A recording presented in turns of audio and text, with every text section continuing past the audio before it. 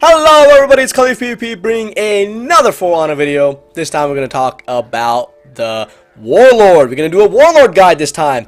So Warlord is probably one of the best classes to play in For Honor right now, largely because the meta is really defensive and the Warlord shines in this area because he's a big defensive class with tons of counterplay. So with that being said, I kind of want to dive into what I believe is the class's strengths. More importantly, what I think are fantastic combos to be able to pull off in this class. So without further ado, let's get it started.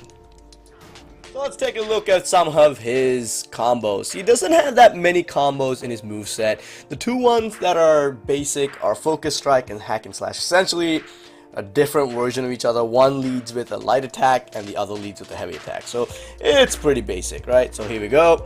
Light attack, heavy attack. That's one. And then the other one, heavy attack followed by a light attack. That's the other. So we'll switch it up here. There's the one. Heavy attack. There's the other. So pretty much looks the same and behaves the same as well. So his other combos that are really good is his headbutt combo, which is this right there, and you can actually follow this up with a light attack as well. That's pretty fast, like that. Now for that light attack to be somewhat fast, what I've noticed is you really gotta hit it right during your headbutt. So if you gotta hit it right, if you hit it like that, it doesn't work. You gotta hit it right like that, where it actually follows through with more of a jab mechanism rather than like a slashing mechanism. So here's the slashing one, and here's the jabbing one. You can see it's a little bit faster with the jab. So you want to practice that to kind of get that timing down for yourself. The final combo we're going to look at is our dash combo. In order to pull this off, you're going to do a kind of a dash forward followed by a heavy attack, and what's going to look like is right there. So this one you can actually combo into your headbutt, which means whenever you pull the guard break at the end of your attack, you're going to convert right into a headbutt. So we'll pull it off right here, and then kind of go from the headbutt combo as well. So you can kind of link in your dash to headbutt to any of your headbutt combos. The thing with this skill is, though, it's highly telegraphed because you got to do that first dash forward right there. So easily people can dodge it and or parry you. So be careful when you pull it off. I usually like to pull it off when the opponent's unexpecting, or if I've seen the opponent has come in for a attack. You see that little sliver of white that glows? That's an uninterruptible attack, so it's going to go through any of their heavy attacks or light attacks. So I usually try to reserve it for a time where I know I'm going to try and land it. I don't think I can end the offensive combos without talking about your double guard break, aka the shove. See, most classes that is not the Warlord, they have a measly little shove with their guard break, right? But the Warlord has this awesome kind of carry the goddamn person across the jam map shove. So it's not just little measly little shove that you see in other classes. This one you can shove and you can move people where you want them to be, and it is fantastic. And the reason we put this in the offensive capabilities is because you can use this to knock people off of ledges a lot. So the first easy defensive combo we're going to look at is Board and Blade. In order to pull out Board and Blade, you're going to go into your full block stance, followed up with a heavy attack. And it is a strong attack. But the only drawback for that one is that you are going to be spending a lot of stamina. So you can't really do a lot of follow-ups. You got to be playing really defensively because you're going to be running out, give or take, half your stamina to pull off this combo. But, you know, the benefit is it is a full block stance, so it blocks from all directions. For opponents like the Peacekeeper and the Orochi, that's going to be really fast. This is a fantastic kind of combo to put some distance between you and the opponent.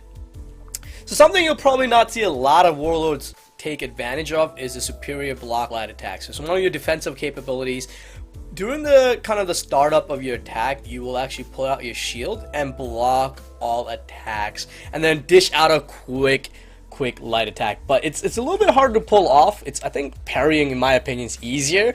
But here we'll pull it off, but because you get like, there it is, and it actually combos into your light attacks as well. There it is once more. Let's see if I can pull off a third time. See, that's what I meant. It's a little bit harder to pull off than I think parrying. Maybe it's me. I think parrying is a little bit easier than pulling off that portion. So I would say practice with different classes to get that timing down, because it definitely feels a little bit different from the parry timing. So let me try to pull it off once more. There it is. Alright, the final defensive combo that I'm loving is the shield counter. So the shield counter is, in order to get this, you need to get a parry and immediately hit the guard break. If you don't hit the guard break in time, you just go to a regular guard break. So let me show off what happens when it's slow. Wait for this guy to attack. There's the regular one. It's just a regular guard break. And I'm going to go for a actual shield counter, and there's the actual shield counter.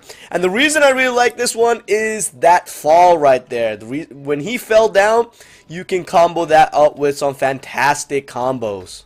And here's an set example of those combos. When you get him down, you can follow up with your leap combo right there, then follow with your headbutt, go for a grab again, do pretty much the same thing over again. You can pull this off about 2 or 3 times before you run out of stamina. So be mindful of that, because you don't want to run out of stamina. If you're coming close to it, do what I did and go with the overhand heavy attack.